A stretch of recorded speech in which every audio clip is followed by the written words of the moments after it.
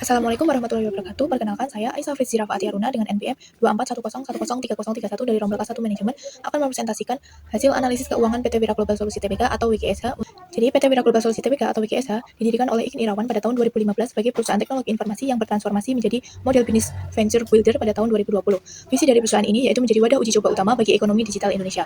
Bidang usaha yang dimiliki oleh perusahaan ini yaitu ada pengembangan produk digital seperti Raya atau kecerdasan buatan untuk UMKM, Tmika Cyber atau solusi keamanan cyber, serta berbagai aplikasi untuk klien korporasi.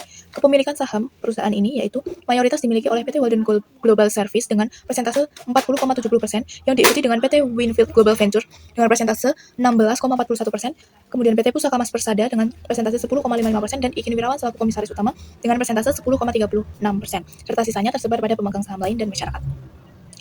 Pembahasan kedua yaitu ada kajian kinerja dan fundamental. Di sini ada kinerja manajemen dalam konteks laba operasional berbasis aset operasi, ada NOBC. Perusahaan ini menurun dari 23,4 miliar menjadi 23,39 miliar. Kemudian ada TOC, di sini meningkat dari 38,9 miliar menjadi 39,73 miliar. NOPAT meningkat dari 4,27 miliar menjadi 4,29 miliar. Kemudian ada kinerja manajemen dalam konteks added value, ada MVA ini menurun dari 56,1 miliar menjadi 36,3 miliar. Dan EVA menurun dari minus 5,2 juta menjadi minus 70,8 juta. Kemudian ada karakteristik fundamental perusahaan. Di sini terdiri dari BEP, ROI, ROE, dan juga OPM. BEP menurun dari 8,51 menjadi 8,02%, ROI menurun dari 7,74% menjadi 6,83%, ROE menurun dari 7,97% menjadi 7,41%, dan OPM menurun dari 14,8% menjadi 14,3%. Kemudian manajemen aset terdiri dari inventory turnover. Di sini di perusahaan Wira Global Solusi ini tidak dapat dihitung karena perusahaan tidak memiliki persediaan karena bergerak di bidang konsultasi jasa teknologi informasi. Kemudian ada receivable turnover, ini menurun dari 5,95 kali menjadi 1,7 kali, dan juga fixed asset turnover ini menurun dari 2,9 kali menjadi 2,2 kali pada tahun 2020. Kemudian ada likuiditas, di sini terdiri dari current ratio menurun dari 18,8 menjadi 6,5 pada tahun 2024. Kemudian quick ratio menurun juga dari 18,8 menjadi 6,5, dan cash ratio menurun dari 11,6 menjadi 2,1. Terakhir ada nilai pasar, ada price to earnings, ini menurun dari 25,3 menjadi 22,3, dan price to book menurun dari 2,00 menjadi 1,6 pada tahun 2024. Bahan kajian yang ketiga yaitu ada analisis risiko dan biaya modal. Di sini terdapat komponen beta perusahaan. Ada pada tahun 2023 1,39 dan pada tahun 2024 1,53. Kemudian komponen ROIC dikurangi dengan WACC ini pada tahun 2023 minus 3,61% dan pada tahun 2024 minus 3,97%.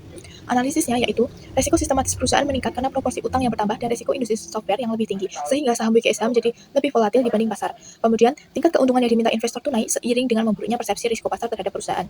Yang ketiga, kemampuan perusahaan menghasilkan laba dari modal yang diinvestasikan itu menurun karena tambahan modal tidak diimbangi dengan kenaikan laba operasional yang seimbang atau signifikan. Yang keempat yaitu biaya modal rata-rata tertimbang meningkat akibat utang yang lebih besar dan biaya ekuitas ikut meningkat. Yang terakhir yaitu split negatif dan semakin lebar, artinya perusahaan itu sedang menghancurkan nilai atau setiap rupiah modal yang diinvestasikan menghasilkan pengembalian lebih rendah daripada biaya yang harus dibayar. Bahan kajian yang keempat yaitu struktur modal. Di sini terdapat 6 komponen yang sudah tercantum. Kemudian sumber pendanaan perusahaan ini didominasi oleh ekuitas atau modal sendiri baik tahun 2023 maupun tahun 2024. Teori struktur modal yang relevan untuk perusahaan ini yaitu pecking order teori, di mana perusahaan menggunakan pendanaan internal berupa laba ditahan terlebih dahulu, kemudian setelah pendanaan internal tersebut sudah tidak mencukupi akan beralih ke utang, yaitu di mana utang meningkat dari 1,97 miliar menjadi 7,89 miliar. Dan yang terakhir yaitu perusahaan tidak menerbitkan saham baru. Yang selanjutnya yaitu kebijakan dividen. Pada tahun 2023, dividen tunai yang dibagikan sebesar 4 miliar 710 juta rupiah, dan pada tahun 2024 dividen tunai yang dibagikan sebesar 1 miliar 42 juta 500 ribu rupiah. Dan signaling teori dividen ini ada negatif dan juga positif. Dalam negatif itu ada penurunan dividen drastis yang diartikan sebagai keterbatasan laba. Dampak dari sinyal negatif ini yaitu harga saham turun yang tadinya harganya Rp108 menjadi Rp92. Kemudian PER turun dari 23,33 menjadi 22,33. Price to book juga menurun dari 2,00 menjadi 1,6, dan juga MVA yang turun dari 56,48 miliar menjadi 36,35 miliar. Sinyalin positif atau jangka panjang yaitu manajemen memiliki keyakinan pada prospek bisnis dari aktivitas menahan laba. Dampak dari sinyal yang positif ini yaitu ekspansi Raya, Tmika Cyber, dan lain sebagainya melalui pendanaan internal. Kesimpulan dan saran yang dapat diambil yaitu perusahaan kurang efisien dalam mengelola aset dan modal kerja sehingga laba yang dihasilkan tidak optimal, perusahaan lambat dalam menagih piutang, dan aset tetap yang baru diakuisisi belum memberikan kontribusi optimal terhadap penjualan. Yang ketiga yaitu rasio likuiditas menurun namun perusahaan masih sangat mampu membayar kewajiban jangka pendeknya. Yang keempat yaitu gagal menciptakan nilai tambah karena tingkat pengembalian modal investasi selalu berada di bawah biaya modal. Yang selanjutnya yaitu ada perusahaan mulai beralih ke pendanaan utang untuk ekspansi namun masih kecil sehingga resiko keuangan relatif rendah. Yang terakhir yaitu ada pemangkasan dividen secara drastis untuk reinvestasi membuat harga saham dan berbagai risiko pasar menurun, meskipun dapat berpotensi positif jika ekspansi berhasil.